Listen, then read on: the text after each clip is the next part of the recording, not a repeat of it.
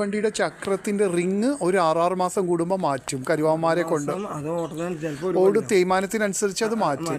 അതിന്റെ രീതികൾ എന്തൊക്കെയാണത്? വട്ടത്തിൽ അത് വെച്ച് ചക്രം വട്ടത്തിൽ വെക്കുന്നു.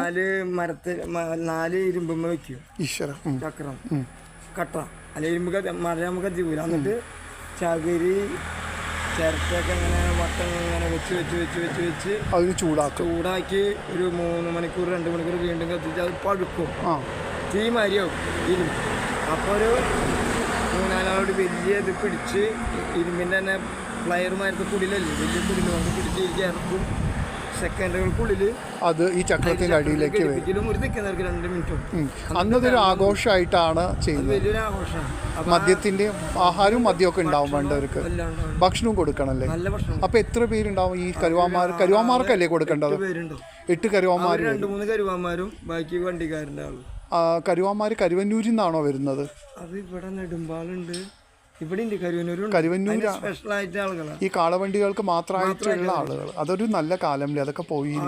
അപ്പം ചുറ്റി പറ്റി ഞങ്ങളൊക്കെ നിൽക്കും. ഞങ്ങൾക്ക് അപ്പോൾ അവരുടെ ഭക്ഷണം തരും. കുറച്ചൊക്കെ ചിക്കനോ അങ്ങനെ എന്തെങ്കിലും ഉണ്ടെങ്കിൽ കോഴിയൊക്കെ അതിന് ടേസ്റ്റ് ഉണ്ട്. ഒരാഘോഷമാണ് ആ വീട്ടില്. അതുപോലെ തന്നെ മൂരികളിലെ കാലിന്റെ അടിയിൽ ഈ ലാടം തറയ്ക്കണം. അതും പിറ്റേ ദിവസം അന്ന് നടക്കും. അതിനും ലാടം തറയ്ക്കലും ആഘോഷമായിട്ട്